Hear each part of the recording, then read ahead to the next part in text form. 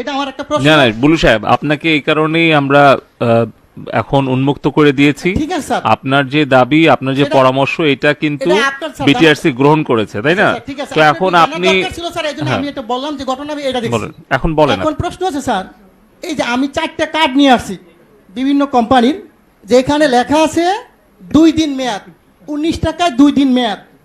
এটা হচ্ছে বাংলা লিঙ্ক।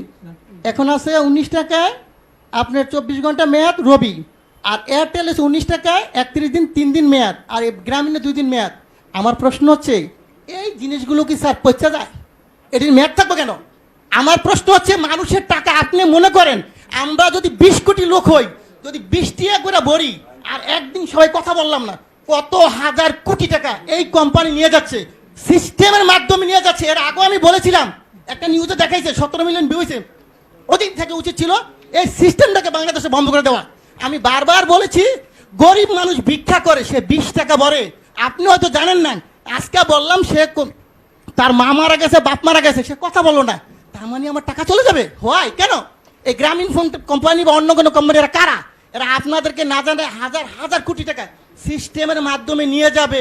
এটা কিন্তু স্যার সহ্য করার মতো না। প্রথম প্রশ্ন হচ্ছে এটাকে আজকের মিটিং এর পর থেকে কিছুক্ষণ পরের মতো আপনারা দিবেন, যাতে বাংলাদেশের কোনো জনগণের একটি টাকা যাতে না যায়। এটা আমার দাবি। কত হাজার কোটি টাকা আপনি এই ব্যবসাটা আমাকে দেন, লাইসেন্সটা আমাকে দেন। আমার যে ব্যবসায়ী আছে 15 লক্ষ বাংলাদেশ, আমি কিন্তু লাইসেন্সদারি প্রতিষ্ঠান, আমরা এফবিসিসি এর মেম্বার। এই লাইসেন্সটা আমাকে দেন, আমি বাংলাদেশে ব্যবসা করি। এই টাকা আপনার সরকারি খাতে কত টাকা লাগে আমি দিব, এই কোম্পানিকে পাচার করার জন্য দিব না স্যার। এই জনগণের টাকা পাচার করে নিয়ে যাবে, এটা আমি দিতে রাজি না। যদি আমাকে মেরে ফেলেন কোনো আপত্তি নেই। সো এই টাকা পাচার করার কোনো সিস্টেম নাই স্যার। আরেকটা জিনিস আপনাকে বলবো স্যার, আপনি যেটা আজকে পেয়েছে আমি ভাগ্যবান যে আপনি শুনবেন।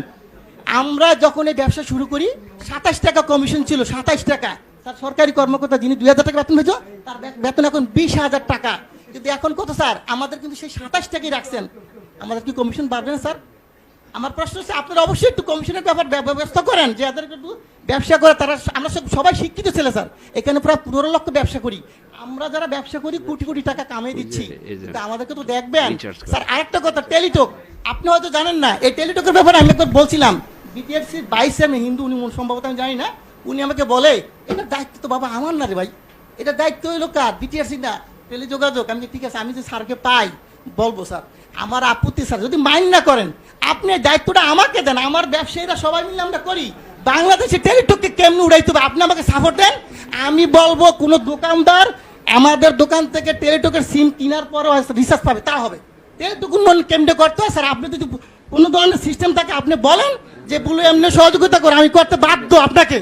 আপনি যেইভাবে চান টেলিটক অবশ্যই উন্নয়ন হবে।